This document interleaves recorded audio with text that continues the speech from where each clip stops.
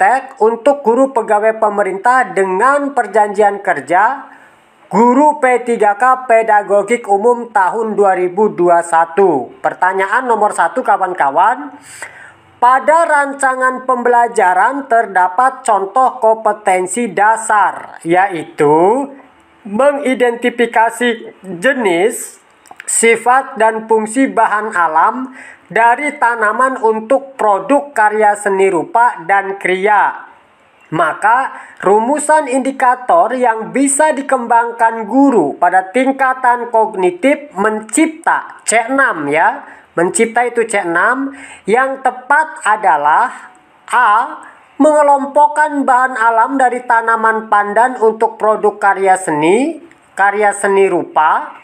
B. Menyebutkan fungsi tanaman pandan untuk produk karya seni rupa. C. Menjelaskan sifat tanaman pandan untuk produk karya seni rupa. D. Membedakan sifat tanaman pandan dengan tanaman suji untuk produk karya seni rupa. E. Membuat produk karya seni rupa dari tanaman pandan. Ingat, ini yang ditanya adalah mencipta. Mencipta itu adalah C6 kawan-kawan ya. Jawabannya adalah E. Membuat produk karya seni rupa dari tanaman pandan kawan-kawan ya. Nah, pembahasannya kawan-kawan di sini C1 mengingat ya, contoh kata kerjanya adalah kata kerja operasionalnya menyebutkan, menghafalkan, mengetahui, menuliskan, memberi label. C2 itu membedakan ya. C2 itu memahami, contohnya adalah membedakan, menerangkan, mengartikan, merangkum, mengelompokkan. C3 tingkatan kognitifnya adalah menerapkan. Kerja operasionalnya melaksanakan, melakukan, melatih, membiasakan, membedakan, menyelesaikan, atau menggunakan.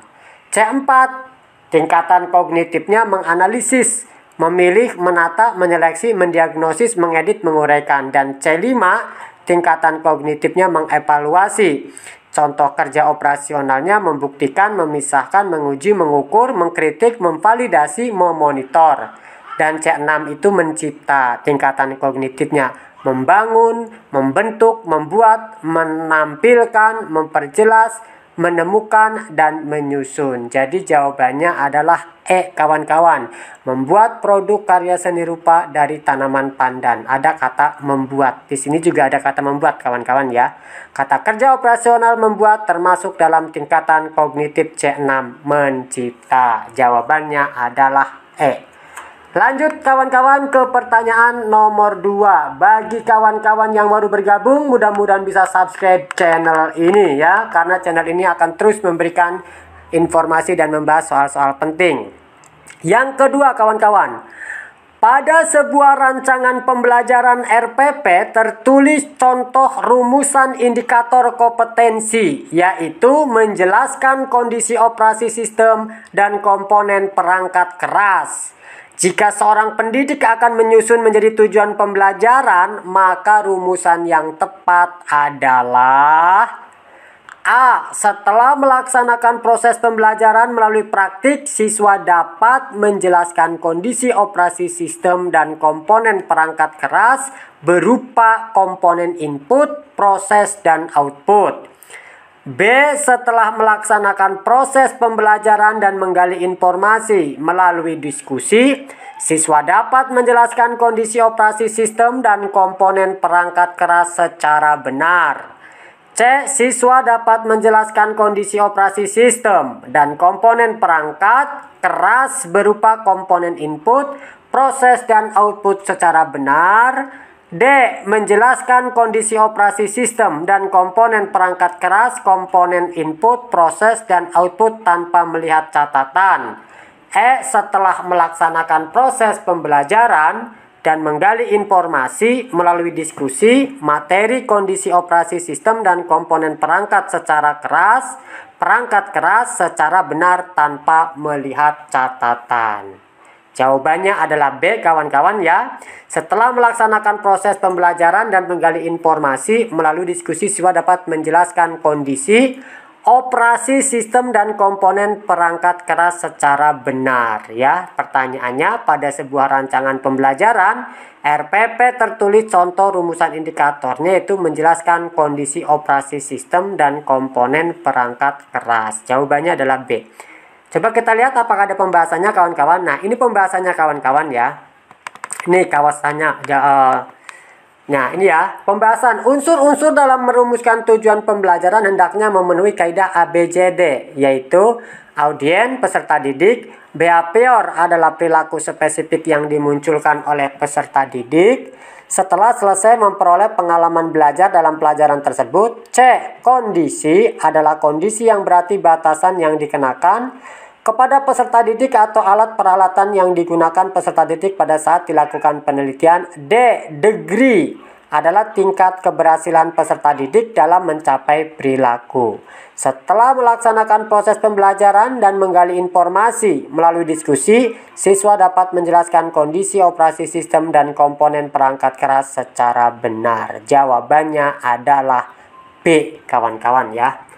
Baik kawan-kawan, kita lanjutkan untuk pertanyaan nomor 3 kawan-kawan. Nah, ini dia pertanyaan nomor 3 kawan-kawan ya.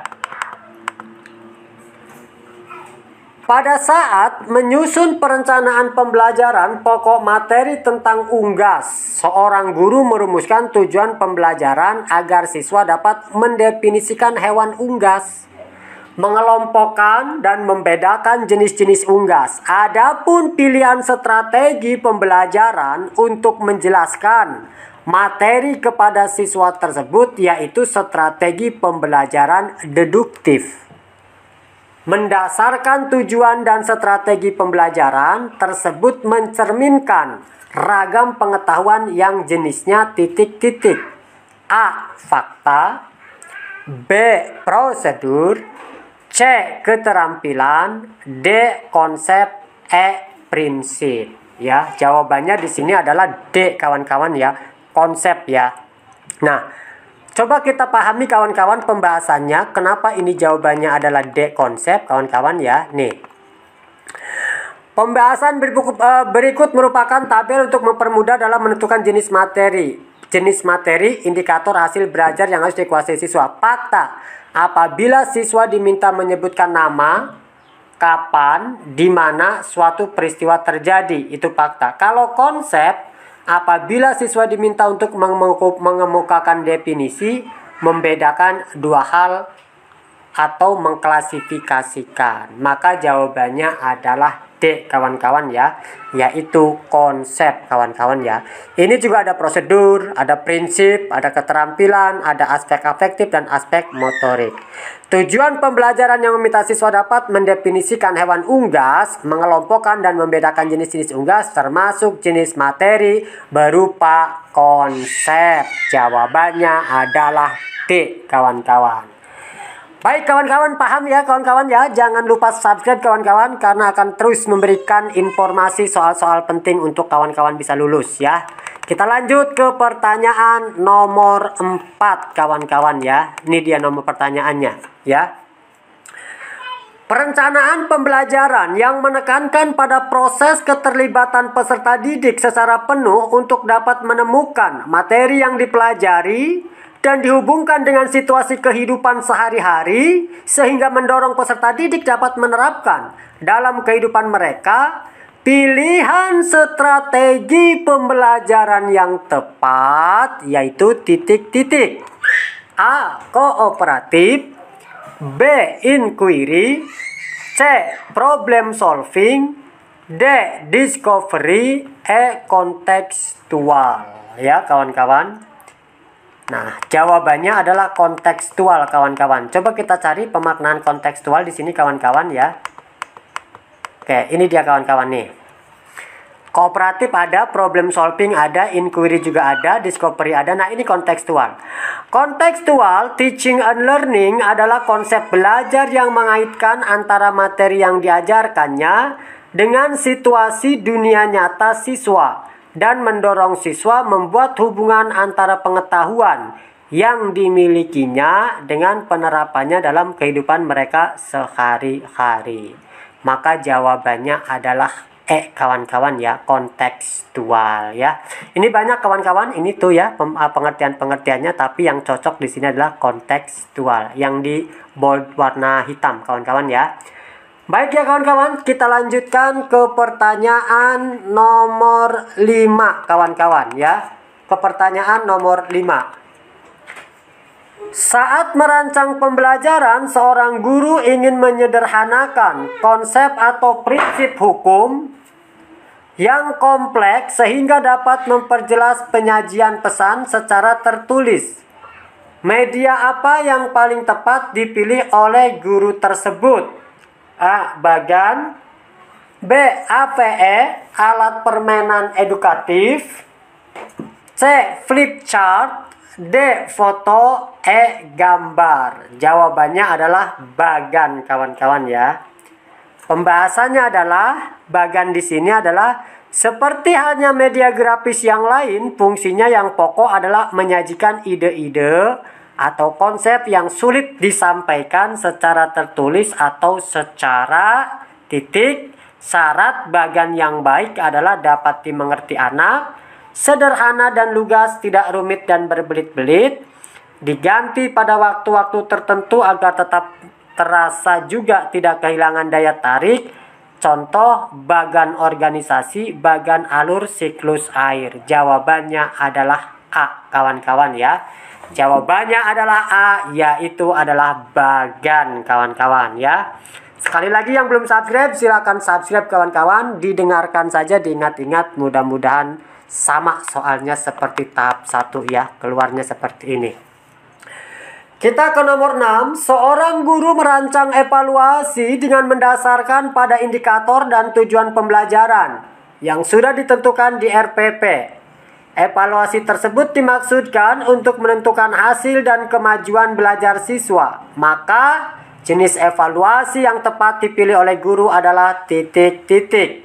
A. Evaluasi formatif. B. Evaluasi sumatif. C. Evaluasi selektif. D. Evaluasi diagnostik. E. Evaluasi penempatan ya. Di sini jawabannya adalah B kawan-kawan, evaluasi sumatif ya. Nah, pembahasannya jenis evaluasi berdasarkan tujuan. Satu, ada evaluasi diagnostik, adalah evaluasi yang ditujukan untuk menelaah kelemahan-kelemahan siswa beserta faktor-faktor penyebabnya. Dua, evaluasi selektif adalah evaluasi yang digunakan untuk memilih siswa yang paling tepat sesuai dengan kriteria program kegiatan tertentu. 3. Evaluasi penempatan adalah evaluasi yang digunakan untuk menempatkan siswa dalam program pendidikan tertentu yang sesuai dengan karakteristik siswa. 4. Evaluasi formatif adalah evaluasi yang dilaksanakan untuk memperbaiki dan meningkatkan proses belajar dan mengajar. 5. Evaluasi sumatif adalah evaluasi yang dilakukan untuk menentukan hasil dan kemajuan belajar siswa. Jawabannya adalah B kawan-kawan ya. Lanjut ya kawan-kawan ke pertanyaan nomor 7 kawan-kawan ya. Ini dia pertanyaan nomor 7 kawan-kawan. Seorang guru mencari materi dan media dari internet saat menyusun rencana pembelajaran. Materi dan media tersebut akan disampaikan pada proses pembelajaran dengan maksud agar siswa tidak mengalami kesulitan memahami pelajaran. Langkah apa yang harus dilakukan oleh seorang guru saat memilih materi pelajaran? Jawabannya A. Mengidentifikasi aspek-aspek yang terdapat dalam kompetensi inti, kompetensi dasar, dan indikator. Ya, ini jawabannya adalah A kawan-kawan ya. Kalau yang B ini menganalisis potensi peserta didik, relevansi dengan karakteristik, daerah, dan struktur kurikulum. Yang C menyesuaikan dengan tingkat perkembangan fisik, intelektual, emosional, sosial, dan spiritual peserta didik. D. Melihat kebermanfaatan bagi peserta didik, aktualitas, kedalaman, dan keluasan materi pembelajaran. Relevansi dengan kebutuhan peserta didik dan tuntutan lingkungan, alat dan sumber bahan, dan alokasi waktu. Ya, jadi jawabannya adalah A. Mengidentifikasi aspek-aspek yang terdapat dalam kompetensi inti, kompetensi dasar, dan indikator. Ya, kawan-kawan, ini adalah pembahasannya, banyak sekali kawan-kawan ya. Nih, jawabannya adalah A, adalah langkah-langkah dalam memilih materi pelajaran, mengidentifikasi aspek-aspek yang terdapat dalam kompetensi inti, kompetensi dasar, dan indikator, mengidentifikasi jenis-jenis materi pelajaran, memilih materi pelajaran dengan KD dan indikator pencapaian, memilih sumber materi pelajaran. Sementara potensi peserta didik, relevansi dengan karakteristik daerah dan struktur keilmuan. Ya, di sini banyak sekali, maka jawabannya adalah A, kawan-kawan ya. Kita lanjutkan kawan-kawan, tetap semangat kawan-kawan, mudah-mudahan tahap 2 ini lulus kawan-kawan. Memang makin kesini soalnya makin tambah berat ya kawan-kawan ya, tapi tidak apa-apa ya. 8. Dengan mencermati silabus, seorang guru akan merancang pelaksanaan pembelajaran RPP sebagaimana yang tertuang dalam Permendikbud RI nomor 22 tahun 2016. Rencana pelaksanaan pembelajaran RPP mencakup sekurang-kurangnya. Nah, kawan-kawan langsung saja. Yang E itu adalah sekurang-kurangnya adalah identitas sekolah, identitas mata pelajaran, tujuan pembelajaran, materi ajar, media, sumber belajar, langkah pembelajaran, dan penilaian hasil belajar. Ya, ini sesuai dengan Permendikbud RI nomor 22. Jawabannya adalah E, kawan-kawan ya. Jawabannya adalah E. Kita lanjut ke pertanyaan nomor 9, kawan-kawan. Nah, ini dia nomor 9.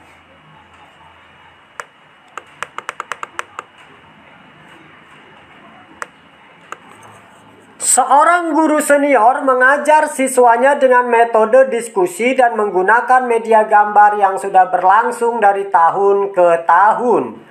Pada awal semester baru 2019, siswa di kelas tersebut diketahui 70% memiliki preferensi belajar kinestetik, sehingga mereka tidak fokus saat pembelajaran dan diskusi berlangsung. Siswa lebih senang jika mengerjakan tugas yang diberikan oleh guru. Dari kasus tersebut, strategi pembelajaran yang paling tepat dipilih guru ... A. Kooperatif, B. Project based learning, C. Kontekstual, D. Inquiry, E. Discovery. Jawabannya adalah project based learning kawan-kawan ya.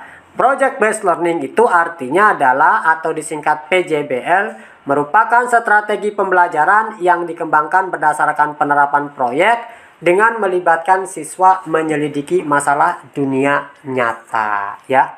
Itu kawan-kawan untuk pertanyaan nomor 9 ya. Jawabannya adalah B, project based learning kawan-kawan. Kita lanjutkan ke pertanyaan nomor 10 kawan-kawan ya.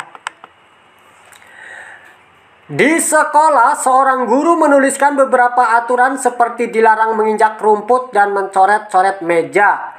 Hal ini merupakan pembiasaan kepada peserta didik akan berkembang kecerdasan ... A. Naturalis, B. Kinestetis, C. Visual spasial, D. Verbal linguistik, E. Logis matematis ya. Jawabannya adalah A kawan-kawan, naturalis. Apa sih naturalis itu kawan-kawan? Ini jawabannya ya. Pembelajaran di kelas yang mengembangkan kecerdasan naturalis adalah 1. Jalan-jalan di alam terbuka. Cara ini untuk menguatkan materi yang akan dipelajari untuk semua mata pelajaran. Misalnya untuk melukiskan perjuangan pahlawan, mempelajari pertumbuhan dan cuaca. 2. Melihat keluar jendela untuk mengurangi kebosanan peserta didik di kelas. Metode ini dapat dilakukan oleh guru dengan observasi di luar kelas, melakukan pengamatan dan mencatat hasilnya. E. Ekostudi. Strategi ini mengintegrasikan kepedulian peserta didik pada kelangsungan bumi untuk semua mata pelajaran. Misal, tidak menginjak rumput, tidak membuang sampah sembarangan. Maka, kecerdasan naturalis. Jawabannya adalah A kawan-kawan ya. Lanjut kawan-kawan ke pertanyaan nomor 11. Bagi kawan-kawan yang baru bergabung, mudah-mudahan bisa subscribe, ikuti terus karena akan memberikan informasi dan soal-soal terbaru ya. Nomor 11 kawan-kawan, seorang guru ingin mengetahui kemampuan siswa dalam mengatur dan mengelola perbedaan pendapat ketika dilakukan diskusi kelompok. Guru tersebut membuat lembar daftar cek ya atau checklist dalam bentuk skala yang harus diisikan oleh siswa untuk menilai teman kelompoknya. Jenis penilaian otentik holistik yang dapat dipilih oleh guru tersebut yaitu A. Penilaian kerja, A. Penilaian kinerja, B. Penilaian proyek, C. Penilaian portofolio, D. Pertanyaan terbuka, E. Penilaian diri. Jawabannya kawan-kawan adalah A. Penilaian kinerja. Kita lihat pembahasannya kawan-kawan. Nah, lihat pembahasannya ya. Jawabannya adalah A. Penilaian kinerja sering disebut sebagai penilaian unjuk kerja, performance assessment. Bentuk penilaian ini digunakan untuk mengukur status kemampuan belajar peserta didik berdasarkan hasil kerja dari suatu tugas. Pada penilaian kinerja, peserta didik diminta untuk mendemonstrasikan tugas belajar tertentu dengan maksud agar peserta didik mengaplikasikan pengetahuan dan keterampilan yang dimilikinya. Instrumen yang dapat digunakan untuk merekam hasil belajar pada penilaian kerja ini antara lain daftar cek atau checklist, catatan anekdot atau narasi, skala penilaian atau rating scale. Jawabannya adalah A kawan-kawan ya. Itu kawan-kawan pertanyaannya, mudah-mudahan bisa paham ya dengan pembahasan ini dan kawan-kawan semuanya lulus untuk tes tahap 2. Kita ke pertanyaan nomor 12 kawan-kawan. Jika guru memberikan penugasan kepada siswa yang bertujuan untuk mengukur kemampuan dalam menghasilkan karya tertentu dan dilakukan secara berkelompok, maka jenis penilaian otentik yang tepat adalah A. Penilaian kinerja, B. Penilaian portofolio, C. Penilaian proyek, D. Penilaian jurnal, E. Penilaian diri. Jawabannya adalah C kawan-kawan. Penilaian proyek. Apa itu penilaian proyek? Penilaian proyek atau project assessment adalah bentuk penilaian yang diwujudkan dalam bentuk pemberian tugas kepada para peserta didik secara berkelompok. Penilaian ini difokuskan pada penilaian terhadap tugas belajar yang harus diselesaikan oleh peserta didik dalam periode atau waktu tertentu. Penilaian proyek dapat juga dikatakan sebagai penilaian berbentuk penugasan yang bertujuan untuk mengukur kemampuan peserta didik menghasilkan karya tertentu yang dilakukan secara berkelompok. Dengan menggunakan penilaian proyek, pendidik dapat memperoleh informasi berkaitan dengan kemampuan peserta didik dalam hal pengetahuan, pemahaman, aplikasi, sintesis informasi atau data sampai dengan pemaknaan atau penyimpulan. Maka jawaban nomor 12 adalah penilaian proyek kawan-kawan ya. Baik kawan-kawan, kita lanjutkan ke pertanyaan nomor 13 kawan-kawan ya. Ini pertanyaan nomor 13. Pada akhir pembelajaran, siswa diminta untuk mendemonstrasikan tugas belajar yang diberikan guru dengan tujuan agar siswa tersebut mengaplikasikan kemampuan keterampilan yang dimilikinya dan guru dapat menilai kompetensinya. Instrumen yang dapat dipilih oleh guru untuk merekam hasil belajar yaitu A. Daftar cek, B. Benar salah, C. Pilihan ganda, D. Menjodohkan, E. Jawaban bebas ya. Jawabannya adalah daftar cek A kawan-kawan. Pembahasannya apa itu daftar cek? Penilaian kinerja sering disebut sebagai penilaian unjuk kerja. Bentuk penilaian ini digunakan untuk mengukur status kemampuan belajar peserta didik berdasarkan hasil kerja dari suatu tugas. Pada penilaian kinerja, peserta didik diminta untuk mendemonstrasikan tugas belajar tertentu dengan maksud agar peserta didik mengaplikasikan pengetahuan dan keterampilan yang dimilikinya.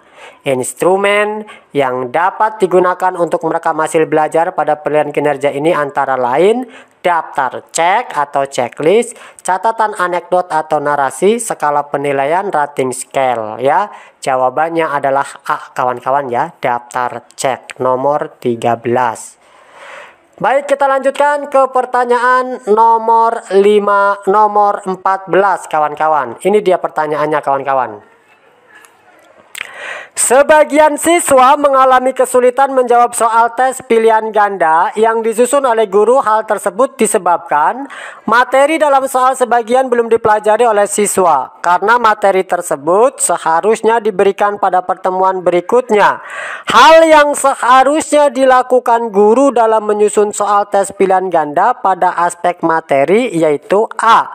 Soal harus sesuai dengan indikator. B. Pokok soal harus dirumuskan secara jelas. C. Pilihan jawaban harus homogen dan logis. D. Panjang rumusan pilihan jawaban relatif sama. E. Butir tes tidak tergantung pada jawaban sebelumnya. Di sini jawabannya adalah A. Soal harus sesuai dengan indikator ya kawan-kawan. Pembahasannya ada di sini. Kaidah-kaidah penulisan soal yang baik pada aspek bahasa telah soal dimaksudkan untuk mengetahui apakah bahasa yang digunakan cukup jelas dan mudah dimengerti, tidak menimbulkan multi interpretasi, serta sesuai dengan kaidah penggunaan bahasa yang berlaku. Secara teoritis, kualitas soal tes bentuk objektif dapat ditelaah dengan memperhatikan hal-hal sebagai berikut. Butir harus sesuai dengan indikator yang ditetapkan, hanya ada satu jawaban yang benar, pengecoh, homogen, dan berfungsi. Jawabannya adalah A kawan-kawan ya. Nomor 14 jawabannya adalah A kawan-kawan. Baik kawan-kawan, nampaknya ini terakhir pertanyaan nomor 15 untuk soal pedagogik umum ya. Hasil penilaian akhir yang dilakukan oleh guru diketahui beberapa siswa telah memenuhi ketuntasan belajar dan ada juga siswa yang belum memenuhi kriteria ketuntasan belajar. Mendasarkan pada kasus tersebut, guru dapat melakukan tindak lanjut hasil penilaian yang dapat dimanfaatkan untuk beberapa hal. Berikut merupakan pemanfaatan hasil penilaian guru, kecuali A. Memperbaiki program pembelajaran. B. Menyelenggarakan program remedial bagi siswa yang hasilnya rendah. C. Menyelenggarakan program pengayaan bagi siswa yang hasilnya tinggi. D. Mengadministrasikan hasil penilaian. E. Menyusun laporan hasil penilaian.